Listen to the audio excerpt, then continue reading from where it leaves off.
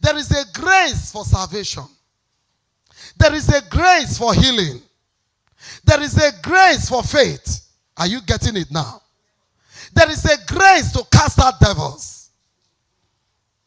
So when we're talking about grace, but grace himself means the supernatural ability of God injected in man. And grace cannot operate in you if you are not in Christ. It cannot function. Grace is more than unmerited favor. The whole ability of God. What makes God? God is what you call grace. The strength of God is the grace of God. The power of God is the grace of God. Are you getting it now?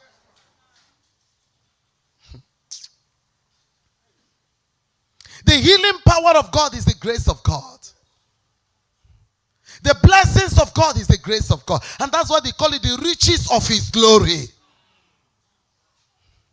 These are his riches. He has deposited.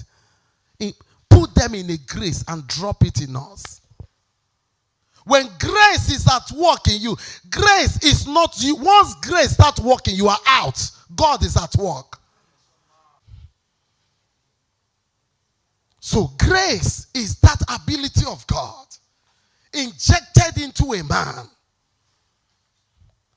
Grace is God himself at work inside of you. The Baba God himself is the one at work inside of you. Whenever you inject grace, you inject God. Am I talking to your spirit? So there is a grace that expires satanic cases. To expire means to bring to an end. Something that have come to an end. To close up something. Is that not the meaning of the word expire? Something that have exceeded is what they call validity. Period of validity.